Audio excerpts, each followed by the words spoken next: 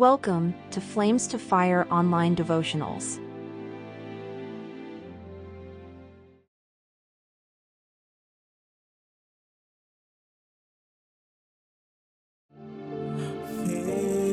Favor, it surrounds me like a shield,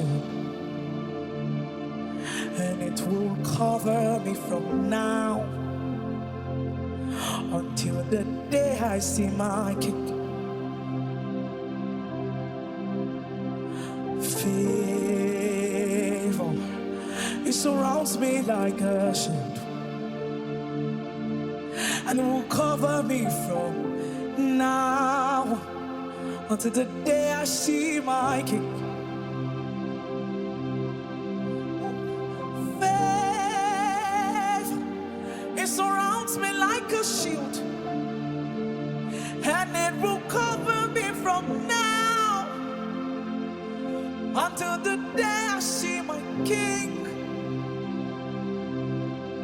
Oh, favor, it surrounds me like a shield. It will cover me from now.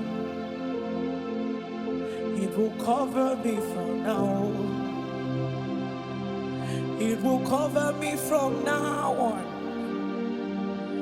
It will cover me from now on until the day I see my King.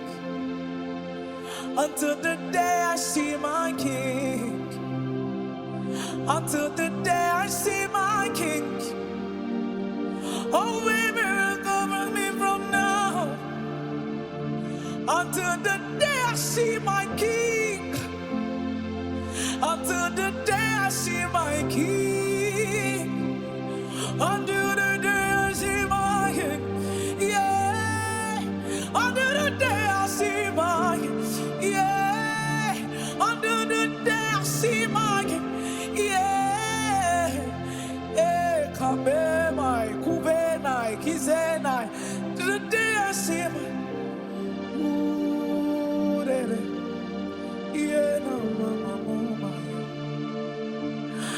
Till the day I see my King.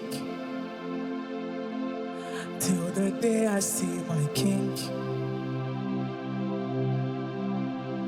Favor, it surrounds me like a shield,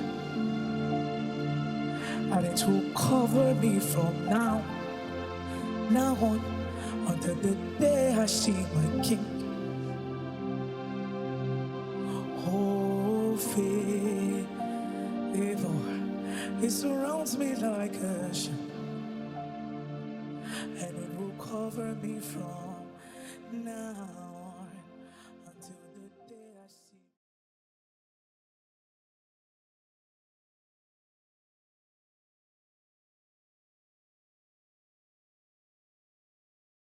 One of the best ways to be a light in the workplace is by exuding excellence. When Peter stood before the Sanhedrin to challenge them, they were amazed and they took note that this guy had been with Jesus. There is no other explanation. Excellence sets us apart, and through it, we can influence others for Christ. There will be people who even want to take you out of the position, but because of what you add, the value that you add, it will be very difficult, and people will want you.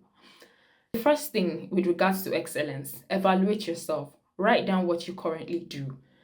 Define what your targets are and set measures to assess the value that you're adding. The second thing is dare to be different. Be confident and have a voice of your own. I understand that if you're a new believer or maybe the only bold Christian in your environment, this can be very difficult. So please surround yourself with like-minded believers. In fact, the internet has even made it very easy to connect with people.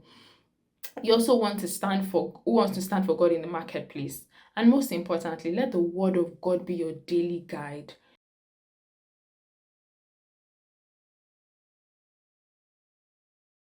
Go to the ant, thou sluggard, consider our ways and be wise, which having no guard, overseer, or ruler, provided our meat in the summer and gathereth our food in harvest. It is an admonition from the scriptures that a believer be wise. And part of the ways you can be wise is preparing ahead for the future. especially when God has given you when God has given you knowledge concerning what is happening in the coming days. It is good that you put yourself together and prepare for it. Another thing I want you to note when it comes to saving is that you need to know that we are God stewards. Irrespective of how you you are acquiring things, how you are putting measures together to save, and whether you have acquired enough or you have not acquired enough. I want you to note that you are God's stewards, and you see that the Bible tells us in Psalms 24 and verses 1 that the earth is the Lord and its fullness thereof. God owns the earth, and He has committed it onto our hands as stewards.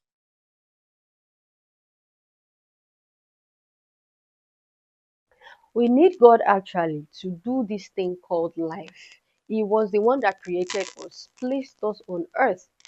So He knows which way we should go and which way we should not go. How we should recover from failure, from trauma, from depression, from loss, grief, anything you can think of, or whatever you're going through, you actually need God. And when you depend on Him, when you trust that I can't do this on my own, like there's nothing I can ever do on my own, I actually need God to push this.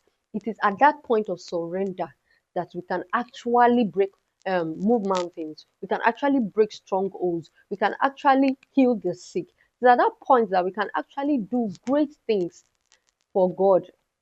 How to overcome mistakes and failures. Number one, accept responsibility for your mistakes. Do not justify your mistakes or your weaknesses, because the more you justify it, the more you magnify it. The more you justify it, the more you make it look big, the more you magnify it. But when you accept your responsibilities, you are able to know that you actually failed and learn. It is a different thing if you do not even know that you failed, then that's a problem. But the moment you know that I failed or I made a mistake, then that's a starting point to growth. That's a starting point to learning. But when you do not even think that there was a failure or there was a mistake, then that's the end of it. That's almost like doom, because you are in your own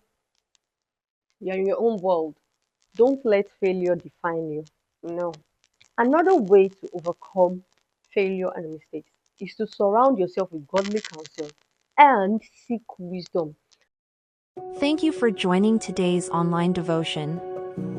If this is your first time joining us, we welcome you in the name of the Lord and believe you were blessed by today's devotion. We invite you to join us every morning at 6 a.m. West Africa time to begin your day with God here on our channel. Kindly like, share, subscribe, and turn on the notification button so you can be alerted every morning when the devotional premieres. We promise to make it a memorable time with God.